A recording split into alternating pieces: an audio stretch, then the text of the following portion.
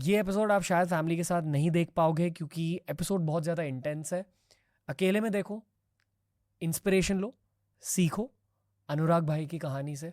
नहीं, कैसे हो? बहुत बढ़िया, वेरी गुड, हैप्पी, खुश हो। House life? बढ़िया है, चंगी है, सब बढ़िया। I mean can't complain, you know when you have a second chance तो you can complain ever. Second innings है।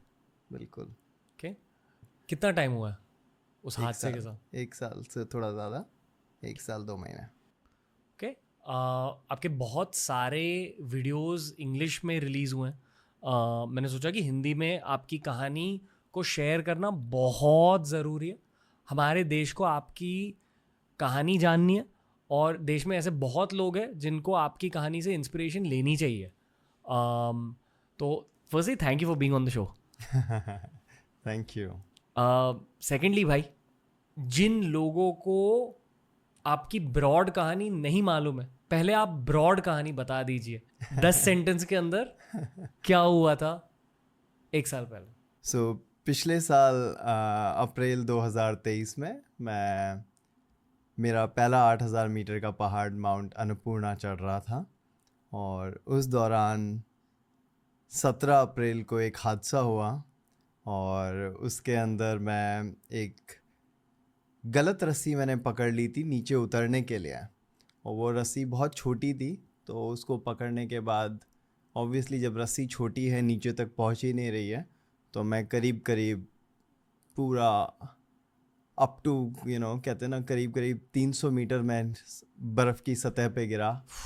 और उसके बाद 70 से 80 मीटर एक बर्फ़ की दरार के अंदर मैं रहा। क्रेवास कहते हैं उसे, उस क्रेवास के अंदर मैं रहा 3 दिन 3 रात। और उसके बाद मेरी लाश को निकालने आए थे और बट मैं ज़िंदा पाया गया। तो उसके बाद की जो कहानी है वो करीब 7 एक महीने हॉस्पिटल्स में, नेपाल में, इंडिया में, मल्टीपल हॉस्पिटल्स, बहुत सारे लोग जो मेरे इस रेस्क्यू में जुड़े। पूरा ये रेस्क्यू इंटरनेशनल न्यूज़ बन गया था, सब जगह काफ़ी लोगों ने पूरा सपोर्ट किया, रिसोर्सेज प्रोवाइड किए टू गेट मी रेस्क्यूड। सब लोगों ने जो कुछ उनके कैपेसिटी में हो सकता था वो सब कुछ किया टू गेट मी रेस्क्यूड, मुझे रेस्क्यू कराने के लिए। और आई मीन उन्हीं सब एफर्ट्स की वजह से आज मैं यहाँ हूँ, आपके साथ पॉडकास्ट कर पा रहा हूँ। तो बस बहुत ग्रेटफुल हूँ सबको सबको नमन करता हूँ कि उन लोगों के एफर्ट्स सक्सेसफुल हुए और मैं आज यहाँ हूँ, अपना काइंड ऑफ दूसरी ज़िंदगी जी रहा हूँ। तो ये शॉर्ट एंड स्वीट कहानी है। जब आप जस्ट रेस्क्यू हुए थे, उस मोमेंट के बारे में आपको कुछ याद है? कुछ याद नहीं? मुझे उस टाइम की कोई मेमोरी नहीं है, करीब ना तो रेस्क्यू की ना उन 3 दिनों की। और करीब मैं 10 एक दिन कॉमा में था हॉस्पिटल में, तो करीब टोटल मेरे को 15 एक दिन की कोई मेमोरी नहीं है उस गिरने से लेके जब मैं कॉमा से निकला तब तक की।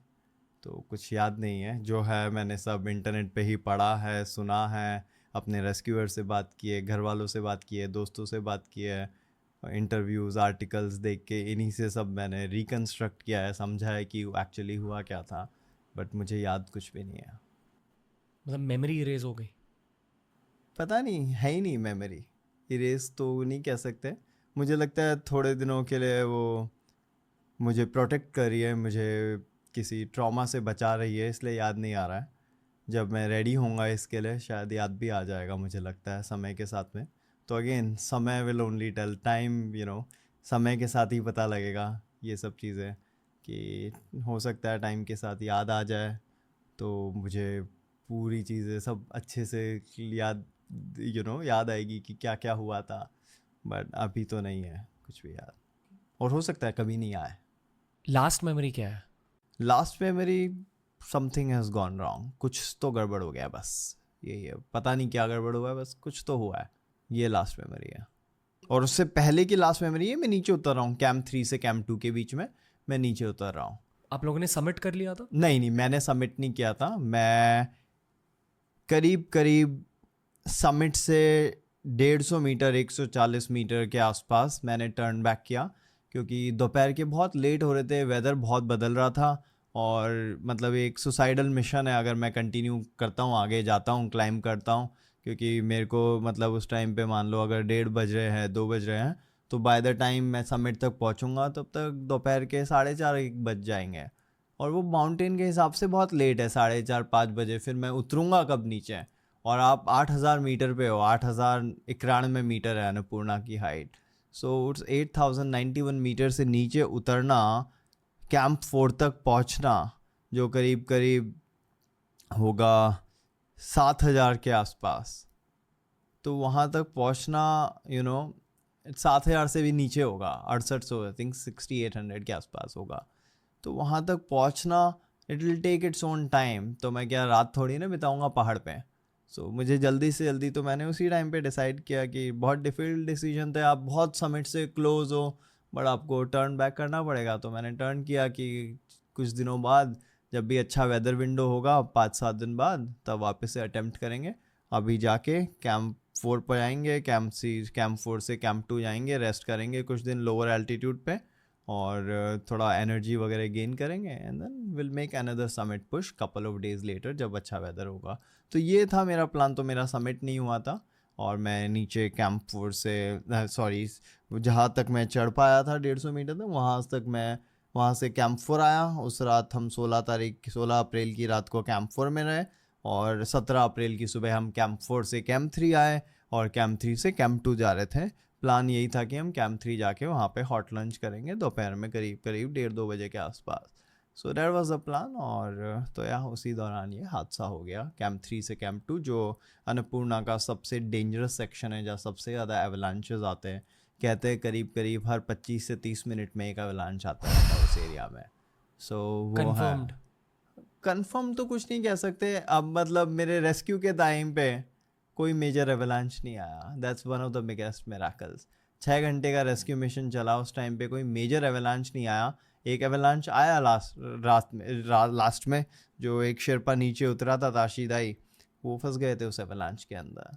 सो बट वो लिटरली लास्ट में आया था जब मेरे को निकाल लिया था। जो आप कह रहे थे कि आप सबसे डेंजरस सेक्शन में थे अन्नपूर्णा के, हाँ वो याद है आपको कि आप? हाँ, ओके, आपको बस क्लाइंब करते वक्त भी याद है, उतरते वक्त भी याद है, को क्रॉस कर रहे थे। जो आप कह रहे थे कि एक इमोशन थी कि समथिंग हैज गॉन रॉन्ग, बस कि वही कुछ लास्ट है, कुछ गलत हो गया। कुछ तो हुआ है। अब पता चला कि क्या गलत हुआ था?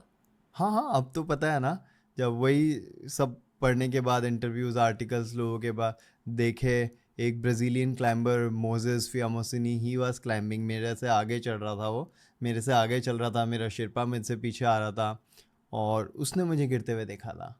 उसने इवन चिल्लाया भी था, चीखा भी था कि अनुराग तू गलत रस्सी पकड़ रहा है।